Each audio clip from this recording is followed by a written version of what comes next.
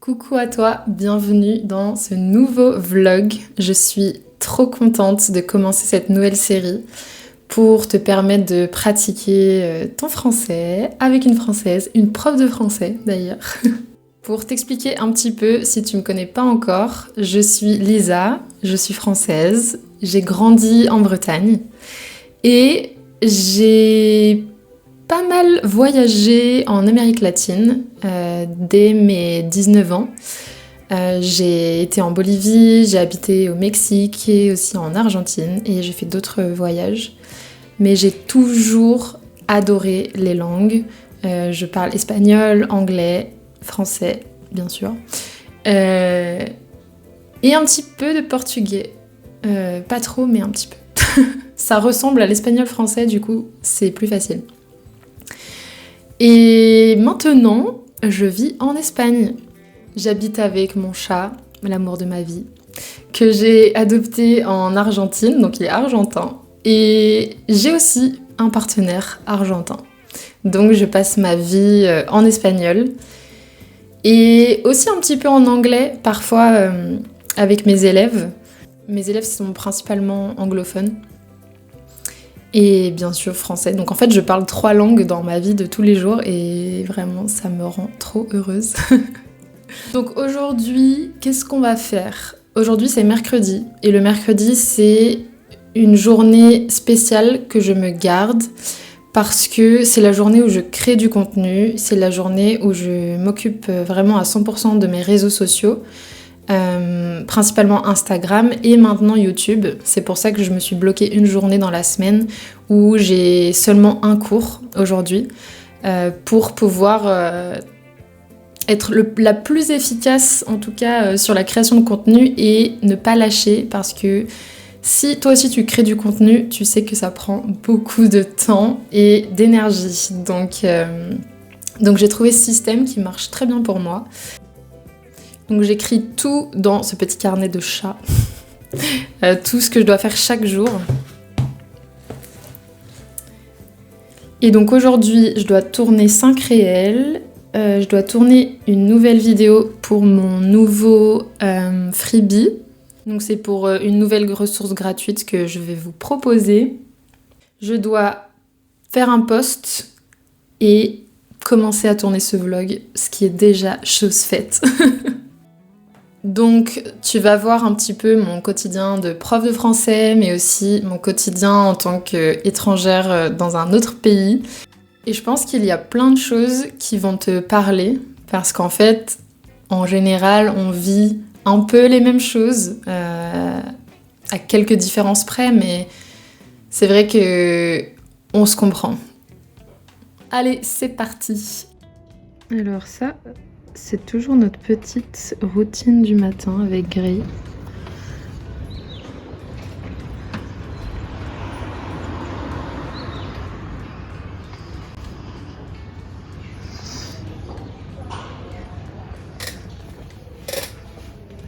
On prend le soleil et puis on regarde les pigeons.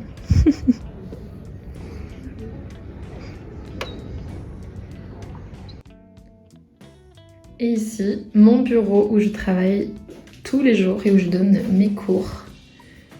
J'essaye de le mettre de plus en plus à mon goût.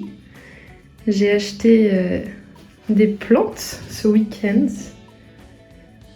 Il y en a quelques-unes qui sont venues comme ça, donc elles sont un peu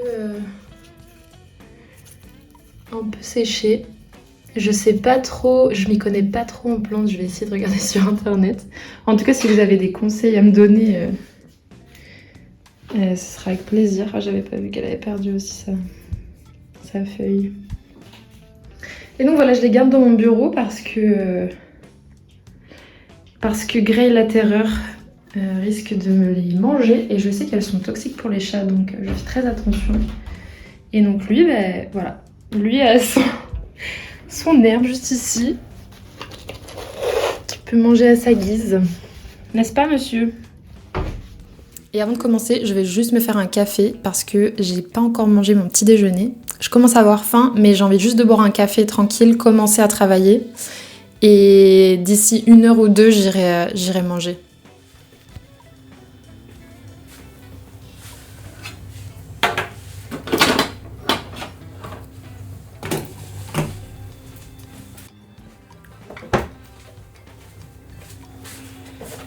En général, je bois mon café avec du lait de soja.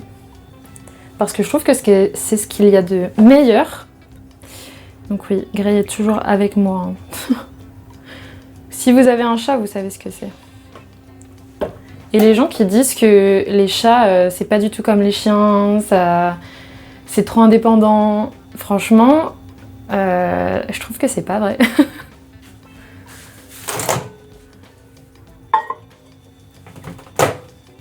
Donc en général, il aime bien boire au robinet. Donc je sais, c'est pas bien pour l'eau qui coule, mais bon, c'est comme ça qu'il boit le mieux. Vas-y, bois. Bon, il doit être un peu intimidé par la caméra, je pense.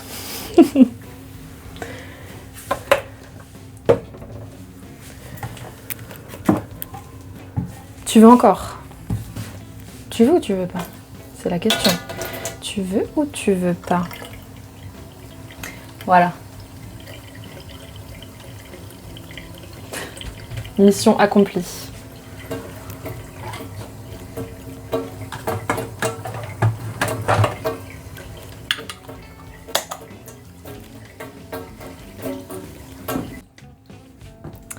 Perso, j'utilise du café décaféiné parce que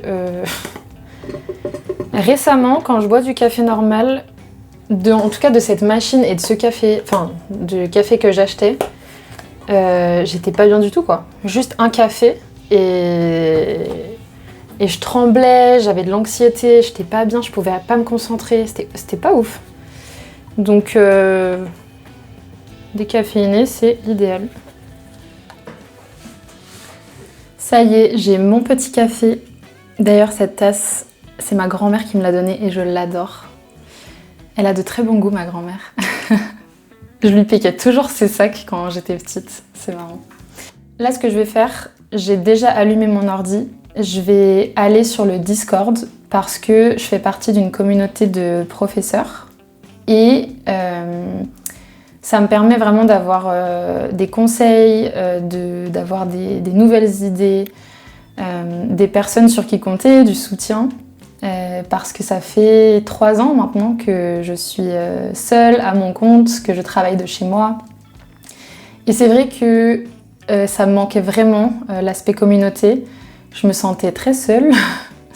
Et j'avais personne aussi pour me donner du feedback, des conseils, me dire si j'allais dans la bonne direction, si ce que je fais c'était bien. Parce qu'en fait, j'ai tout appris en autodidacte. Et c'est vrai qu'au bout d'un moment, si on veut avancer, il faut se faire aider, clairement. Et j'ai vraiment conscience de ça, donc j'investis beaucoup en mes formations, pour toujours en fait m'améliorer. Et c'est aussi ce que j'aime de l'entrepreneuriat, c'est passionnant parce qu'en fait ça ne termine jamais. Et il faut aussi travailler sur soi, sur des croyances qu'on a, sur nos manières de penser, de réagir. C'est vraiment... En vrai, c'est passionnant, j'adore. Et je changerais ma situation pour rien au monde. Je sais que je suis extrêmement chanceuse et je suis très contente de ma vie aujourd'hui. Mais j'avais besoin de cet aspect communauté qui m'aide un petit peu et de me sentir soutenue finalement. Et d'ailleurs, c'est quelque chose que j'aimerais bien proposer aux femmes expats en France. Avoir une communauté où il y a de l'entraide, où il y a du feedback, où on est présent et en fait on se sent plus seul, mais en même temps on pratique le français. Et c'est vraiment ça que j'ai envie de créer, ce mélange des deux. Donc voilà, c'est pour un prochain projet. Et d'ailleurs, ce week-end, je suis allée à Madrid et j'ai rencontré pour la première fois 4 profs de la communauté. Donc c'était un très petit comité, mais en fait on a fait ça avec les profs de français qui habitent en Espagne. Et on s'est toutes rejoints à Madrid parce que la majorité on est un peu éloignés. Et c'était vraiment génial, c'était 2 jours très intenses, mais ça m'a fait un bien fou. C'est vrai que j'ai parlé dans ma langue maternelle, donc c'était... en fait, c'est le fait de parler avec des gens qui nous comprennent à 100% parce que finalement, elles ont le même travail, elles habitent aussi dans un pays étranger, elles ont un partenaire étranger. Et en fait, c'est plein de choses où on a énormément de points communs et on se comprend tellement. Et je vous jure, ça fait trop du bien. Et en fait, ça crée des vraies amitiés et j'aimerais tellement qu'elles soient plus proches de moi, ça c'est sûr. Mais c'est vrai qu'ici, depuis que je suis arrivée en Espagne, j'ai pas... Comme je travaille de chez moi, j'ai pas beaucoup d'occasion de rencontrer de nouvelles personnes. Et pourtant, je vais à la salle de sport, je fais des activités, mais c'est un peu comme en France, je dirais, où ça prend beaucoup de temps avant que quelqu'un devienne ton ami et ait envie de passer beaucoup de temps avec toi. Du coup, j'ai la même problématique que la majorité de mes élèves au final, même si je parle la langue, même si je suis bilingue en espagnol. Il y a aussi ce petit détail qui, je parle espagnol, mais je comprends beaucoup mieux des Argentins, des Mexicains que les Espagnols. J'ai aussi cette problématique où, comme je relationne pas beaucoup avec des Espagnols, je connais pas du tout leurs slangs, leur manière de parler. Et en fait, il y a souvent, je les comprends pas. Tout à l'heure, il y a l'interphone qui a sonné, donc j'ai répondu et j'ai rien compris. Vraiment, je n'ai rien compris. Parfois, je décroche le téléphone, on m'appelle, je décroche le téléphone. Ils parlent extrêmement vite. Je me doute que ce sont des pubs ou des choses comme ça. Mais ils parlent tellement vite, je comprends rien. Je suis toujours à dire, est-ce que vous pouvez parler plus lentement, s'il vous plaît, parce que je comprends pas. Donc voilà.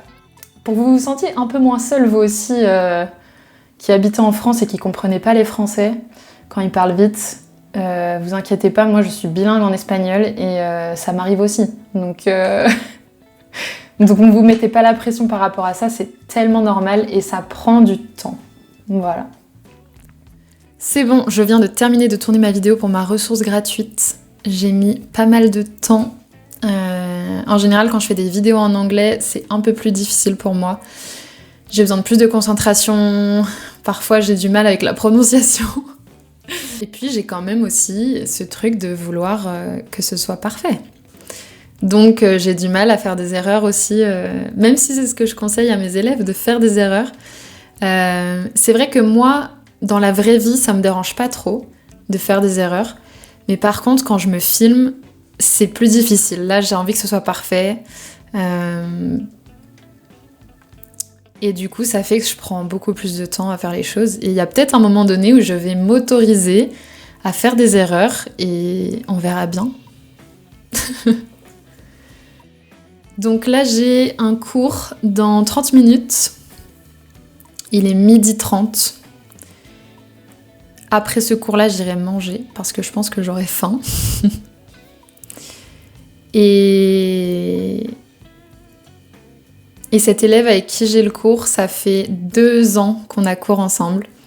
Il habite dans le sud de la France et il est venu pour le travail en France.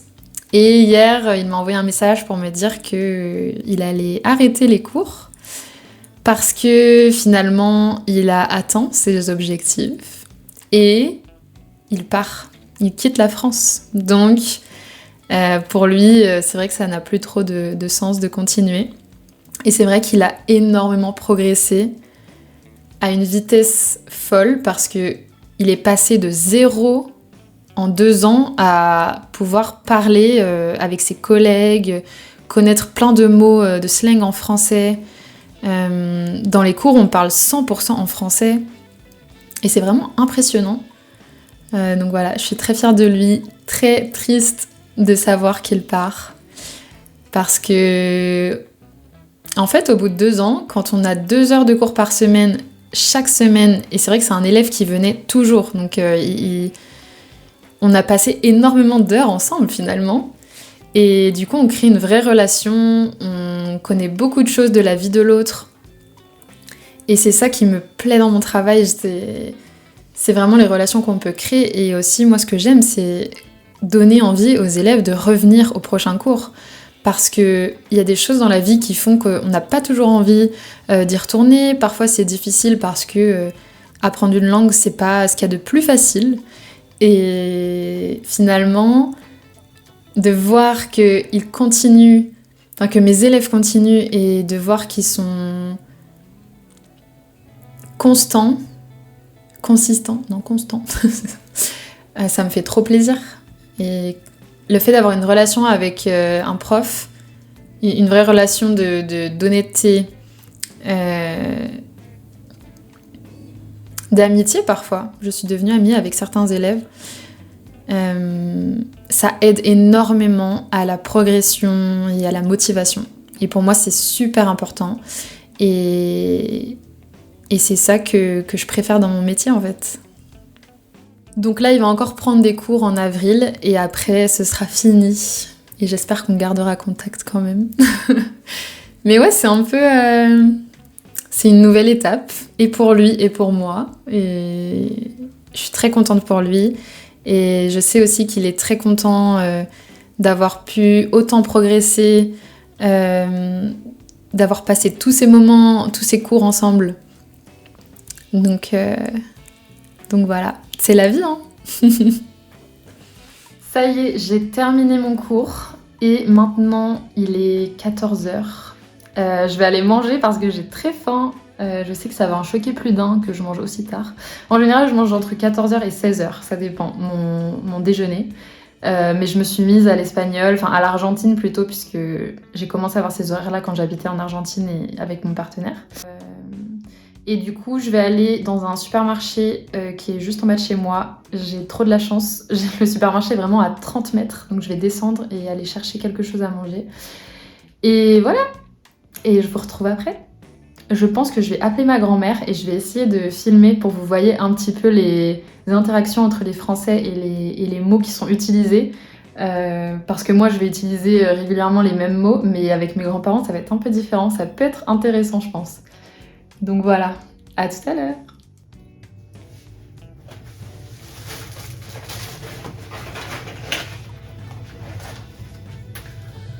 Du coup, j'ai acheté, je pense que je vais me faire des pâtes avec, ça c'est des protéines végétales. C'est un peu genre style poulet, mais c'est vegan. Et en fait, c'est bien, en fait c'est périmé aujourd'hui. Il y en a un que ça intéresse, même si c'est vegan. C'est périmé aujourd'hui et du coup c'était à moins 40%. Donc je les ai pris et je vais manger ça aujourd'hui. Ça c'est du jambon vegan aussi, que j'utilise quand je veux me faire des sandwichs, quand j'ai pas trop le temps de manger et que je veux aller vite. Et je pense que je vais me mettre avec des champignons, c'est mon péché mignon. Quand j'habitais au Mexique, ça me manquait énormément, il n'y en avait pas vraiment des comme ici. Donc je suis trop contente. Et je pense que je vais mettre de la crème de noix de cajou.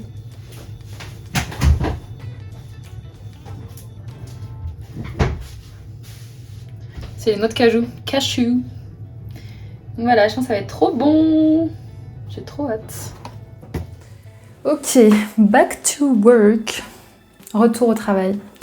Il est 15h et il me reste les 5 réels à tourner. Non, ça va, ils sont pas trop longs normalement, donc je devrais pas mettre trop de temps. Et après, il faut que je réponde aux messages sur Instagram parce que j'en ai pas mal en attente. Et puis, si j'ai le temps, je ferai du montage de réel, montage de vidéo. Et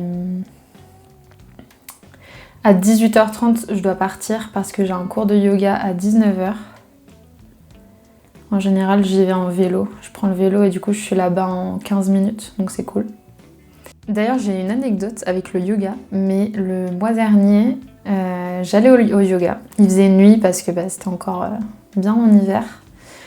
Je sais pas, il devait être 20h. Et en fait, je marche sur le trottoir. Il faisait sombre, j'avais pas mes lunettes, donc je voyais pas hyper bien. Et je vois un truc tomber. Donc je pensais que c'était un objet que quelqu'un avait laissé tomber d'une fenêtre d'un immeuble.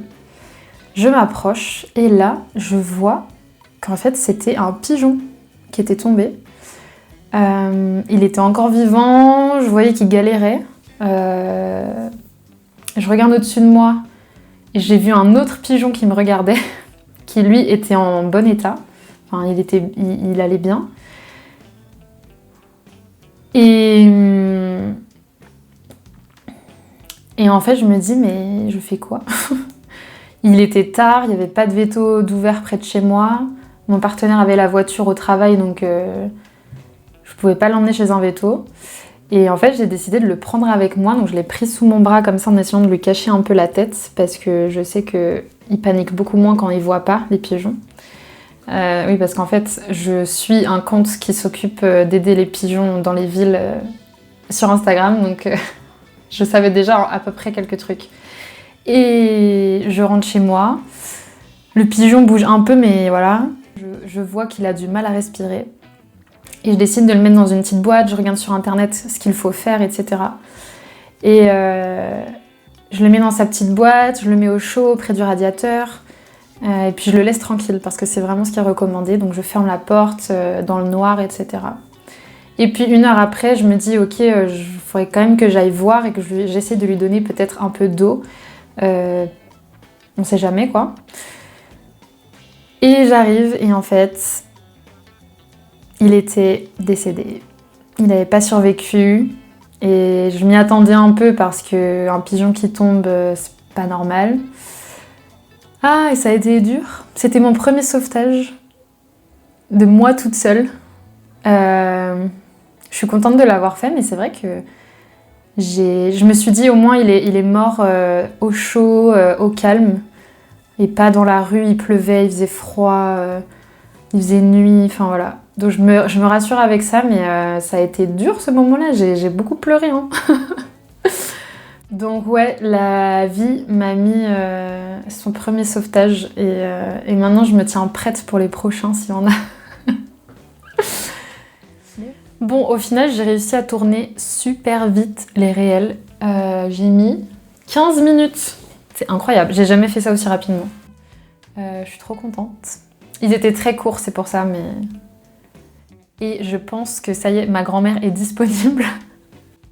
Attends, je t'entends pas. Coucou! Tu m'entends? Oui, je t'entends là. Mais tout à l'heure, je t'entendais pas en voiture. Puis je partais. Je venais chez mamie. Ouais, puis il y avait du vent, j'ai vu. Alors, pas de neuf? Bah, pas grand-chose. Enfin, si, je suis allée à Madrid ce week-end, tu sais. Voilà, c'est bien passé. Ouais, c'était trop, trop, trop bien. On a passé, du coup, tout le samedi, on était 4... Enfin, on était 5. Et le dimanche, j'étais juste avec une autre fille. Mais c'était trop cool. Voilà. Sinon, vous n'avez pas recherché de maison?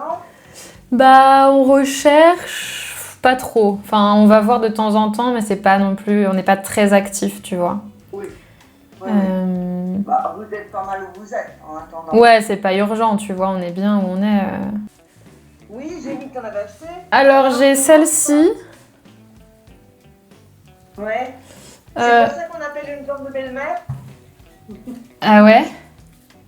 Bah, je sais pas. Attends, comment ça s'appelle? Tu sais comment on s'en occupe ou non? T'as regardé si c'était mauvais pour les chats? Ah oui, j'en ai 2 qui sont mauvaises pour les chats, ouais. Ah ouais. Mais dans toute façon... Et donc là, ça fait déjà plus d'1 heure que je fais du montage. Donc je fais des cuts un peu partout. Et ça prend beaucoup de temps. Ça fait déjà 5 heures que je suis en train de créer du contenu. Mais en même temps, j'aime ça. Le montage, au bout de quelques heures, je commence à en avoir vite marre. Ça me fatigue un peu. Mais là, il me reste 1 heure avant d'aller au yoga. Et puis après, je vais faire une pause, quoi. Bon, d'ailleurs, en parlant de faire une pause, j'ai toujours mon partenaire qui vient me le rappeler. Qui vient faire un petit tour. Gray? Il me répond toujours. Je l'aime trop. Ça va, la vie est belle? Oui? Tu as fait la sieste? Là, il veut des papouilles. Oh oui, bonjour. Qu'est-ce qu'il est mimi? Il faudra que je vous raconte un jour l'histoire de Grey. Comment on s'est rencontrés, comment ça s'est passé.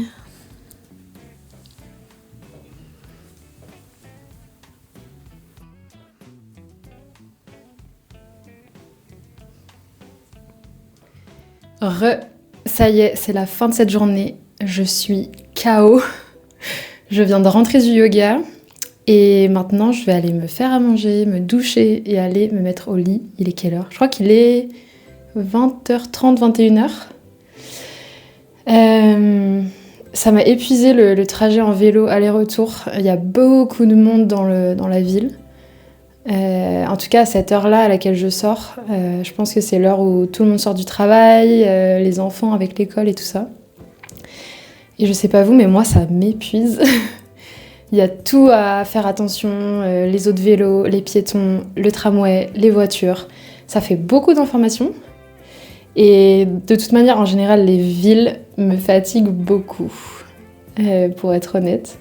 Donc voilà. Eh bien, à très bientôt pour un nouveau vlog et n'hésitez pas à me laisser en commentaire ce que vous avez préféré, ce que vous avez aimé, ce que vous aimeriez voir. Je suis essoufflée. et ouais, à bientôt. Ciao, ciao.